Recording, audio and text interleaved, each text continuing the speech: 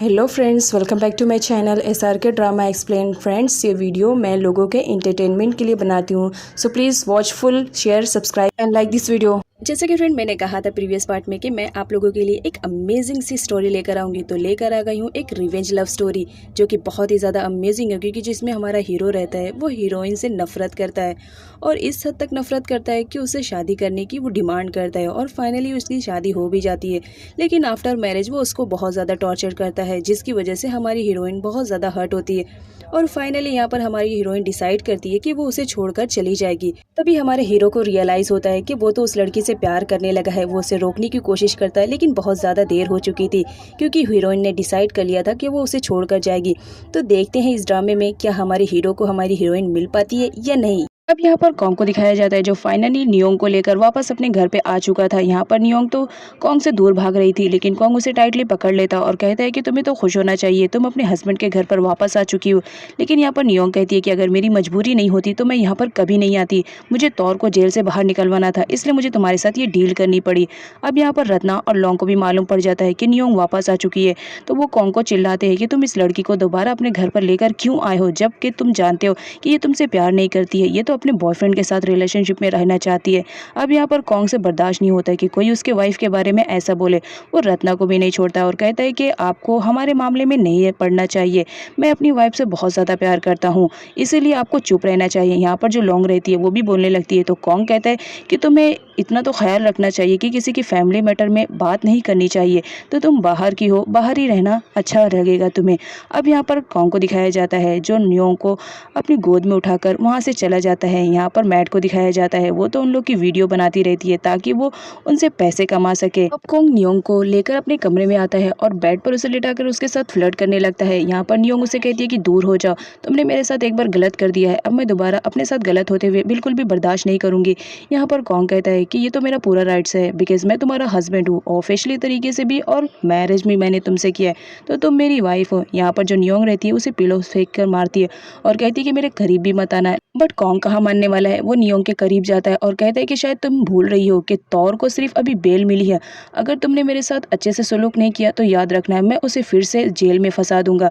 अब यहाँ पर नियोंग जो रहती है बेचारी परेशान रहती है, वो तो कॉन्ग को मना भी नहीं कर सकती थी। प्रे को दिखाया जाता है, वो तो सेलिब्रेशन कर रही होती है अपने फ्रेंड्स के साथ कि फाइनली चलो नियोंग कॉन्ग की लाइफ से जा चुकी है, अब मेरे लिए रास्ता साफ रहेगा, अब मैं कॉन्ग की लाइफ में इंटर कर सकती हूँ। अभी वही सारी बातें चल ही रही होती है, तभी वहाँ पर मैड आ जाती है और वो उसे बताती है कि तुम गलतफहमी में जी रही हो, मैंने तुम्हारे लिए एक ब्रेकिंग न्यूज़ लाई हूँ और साथ ही साथ वीडियो भी है ताकि तुम ट्रस्ट कर सको।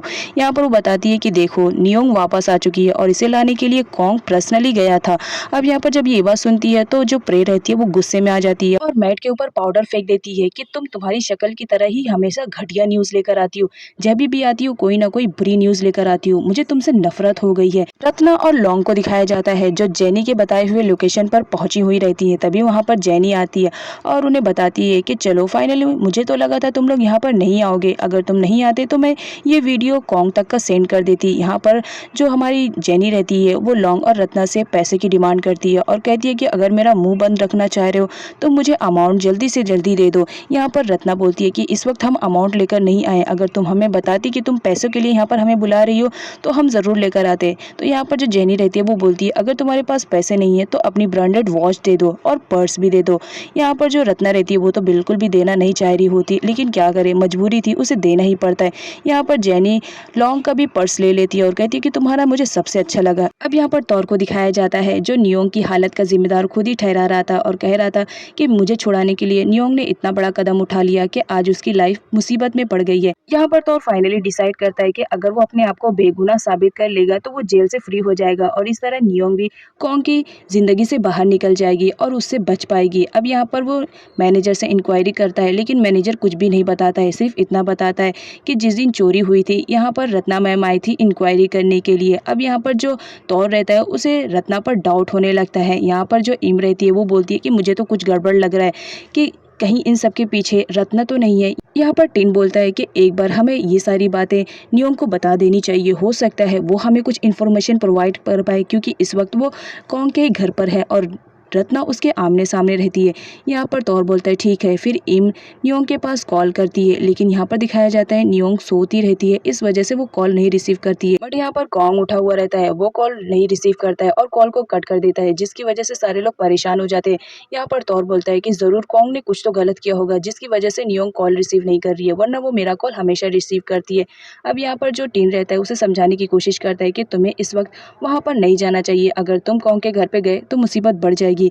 तो फाइनली यहाँ पर इम डिसाइड करती है कि वो जाएगी नियोंग के पास। यहाँ पर वो जाती है नियोंग के पास, लेकिन जो मैड रहती है वो उसे जाने से मना कर देती है और कहती है कि मुझे तुम्हारा पिछला हिसाब भी तो चुकता करना है, तुमने मेरे ऊपर कचरा फेंक दिया था।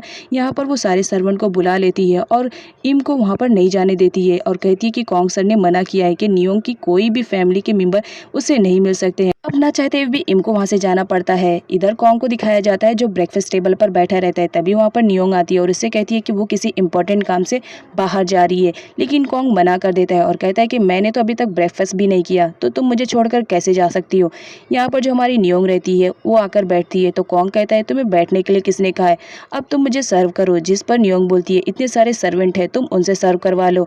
जिस पर कॉन्ग सारे सर्वेंट को बाहर जाने के लिए कह देता है और कहता है कि आज तो वो लोग बाहर चले गए हैं, अब तुम ही बची हो, तो चलो तुम ही मुझे ब्रेकफास्ट सर्व करो। अब ना चाहते हुए भी यहाँ पर नियोंग को ब्रेकफास्ट सर्व करना पड़ता है। वो सर्व करती है और देती है कॉन्ग को, तो कॉन्ग कहता है कि मैं इस तरह से नहीं खाऊंगा, अब तुम ही मुझे अपने हाथों से खिलाओ।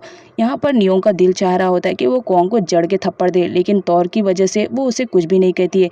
यहाँ पर कॉन्ग उसे सडनली किस कर लेता है और कहता है कि याद है तुम्हें, लास्ट टाइम तुमने खाना नहीं खाया था, मैंने खिलाया था, तो मैं तुम्हें कह रहा था कि तुम मुझे किस करो, लेकिन यहाँ पर अब तुम मुझे खाना खिलाओ और मैं तुम्हें किस करूँगा, क्योंकि मैं बहुत ज़्यादा खुश हूँ कि मेरी वाइफ अब घर पर आ चुकी है। अब यहाँ पर जो नियोंग रहती है वो उसे हर बाइक पर किस देती है, जिसकी वजह से कॉन्ग तो खुश होता है, लेकिन नियोंग की तो जान चल रही होती है। अब यहाँ पर कॉन्ग बोलता है हर बार मैं ही किस करूँगा, अब तुम करो। यहाँ पर नियोंग उसे किस करने वाली रहती है चीक पर, लेकिन कॉन्ग उसे लिप पर किस कर लेता है। इसकी वजह से नियोंग उसे थप्पड़ मारने वाली रहती है, जिस पर कॉन्ग बोलता है याद रखना तौर को बेल मिली है, वो जेल से अभी फ्री नहीं हुआ है। अब यहाँ पर नियोंग शांति से बैठ जाती है और कॉन्ग की हर किस को बर्दाश्त करती रहती है। और ये सब बाहर से दूर खड़े हुए रत्ना और लोंग देख रहे होते हैं। यहाँ पर रत्ना को तो बहुत गुस्सा आ रहा था नियोंग पर। वो कहती है कि मैंने कितने अच्छे से इस लड़की को घर से धक्के मार के बाहर निकाल दिया था, लेकिन देखो वापस आकर कुंडली मारकर बैठ गई, और ये कॉन्ग ये तो इसके प्यार में पागल हो गया है, उसे तो जरा भी समझ में नहीं आ रहा है। तौर को दिखाया जाता है जो बहुत ज्यादा अपसेट रहता है। उसे लग रहा था कि कहीं ना कहीं तौर को बचाने की वजह से नियोंग ने अपनी लाइफ को इतने बड़े खतरे में डाल दिया है। इस वजह से वो बहुत अपसेट रहता है और इम से बर्दाश्त नहीं होता है कि वो अपसेट रहे, तो वो उसे मनाने की कोशिश करती है और कहती है कि तुम्हें फिक्र करने की जरूरत नहीं है, देखना एक ना एक दिन सब कुछ ठीक हो जाएगा। अब नेक्स्ट सीन में कॉन्ग को दिखाया जाता है जो बेड पर रहता है, तभी वहाँ पर नियोंग आती है। कॉन्ग उसे कहता है कि तुम मेरी वाइफ हो तो मैं तुम्हें अलाउ करूंगा कि तुम मेरे बेड पर आके सो। यहाँ पर जो हमारी नियोंग रहती है वो तो उसके साथ बिल्कुल भी सोना नहीं चाह रही होती है, लेकिन तौर की वजह से वो वहाँ पर सो जाती है और कॉन्ग उसे टाइटली हग करके पकड़ के सो जाता है और कहता है कि तुम रात में भागने की कोशिश भी मत करना। नेक्स्ट मॉर्निंग दिखाया जाता है जब कॉन्ग सोकर उठता है तो वो अपने आसपास देखता है कि नियोंग वहाँ पर रहती ही नहीं है, तो वो डर जाता है कि कहीं नियोंग वापस तो भाग नहीं गई है। तो वो बाहर निकलता है और ढूंढने की कोशिश करता है, लेकिन वो उसे कहीं पर भी नहीं मिलती है। तो कॉन्ग नियोंग के फ़ोन पर कॉल करता है, लेकिन नियोंग उसका कॉल रिसीव नहीं करती और फ़ोन को स्विच ऑफ कर देती है।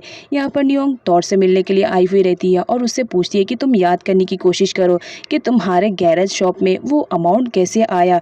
यहाँ पर जो टीन रहता है वो भी बोलता है कि एक बार तुम्हें अगर याद आ जाएगा कि वो अमाउंट वहाँ पर कैसे आया तो हो सकता है इस केस में कुछ हेल्प मिल जाए।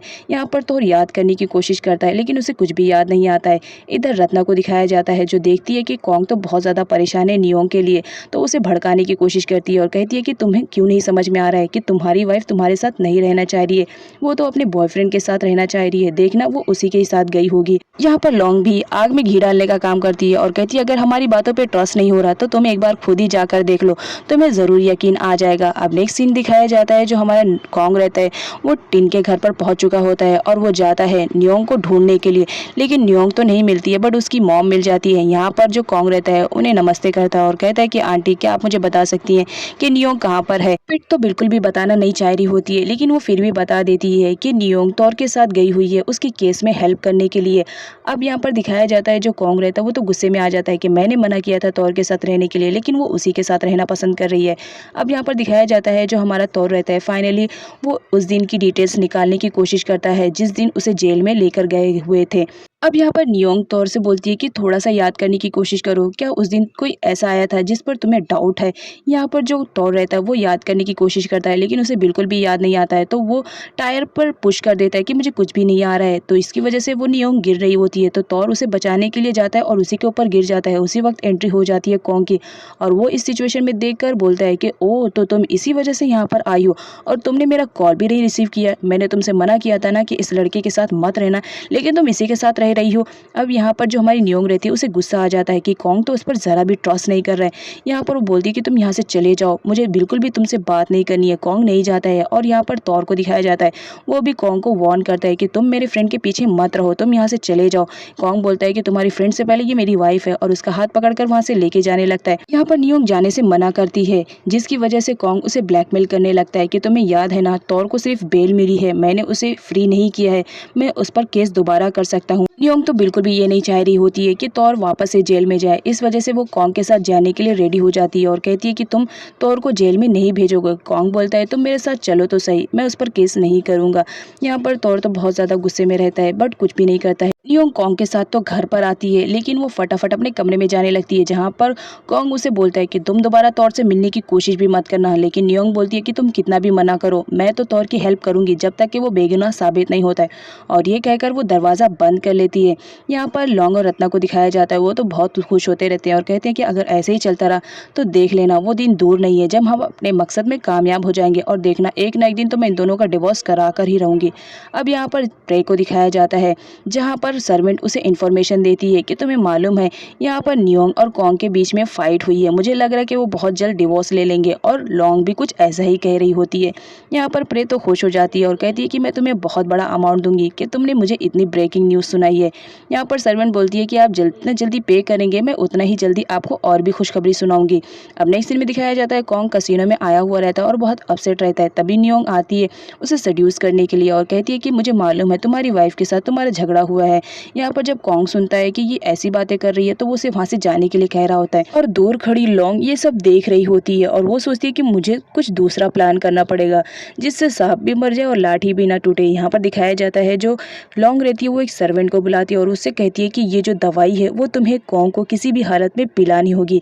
यहाँ पर सर्वेंट करने से मना कर देता है, तो नियोंग उसे पैसे देती है और कहती है कि अगर तुमने मेरा काम किया तो याद रखना इसका डबल तुम्हें दूंगी। अब पैसों की लालच में आकर वो वेटर तो रेडी हो जाता है और वो कॉन्ग के ड्रिंक में वो नशीली वाली दवाई मिलाकर उसे बाहर लेकर आता है। जिस वक्त कॉन्ग बहुत ही ज़्यादा नशे में रहता है, वो गाड़ी में उसे बैठाता है। अभी पीछे से रत्ना आती है और वो सर्वेंट को पैसे देती है और कहती है कि तुमने बहुत अच्छा काम किया है, और उसके बाद वो कॉन्ग को लेकर वहाँ से चली जाती है।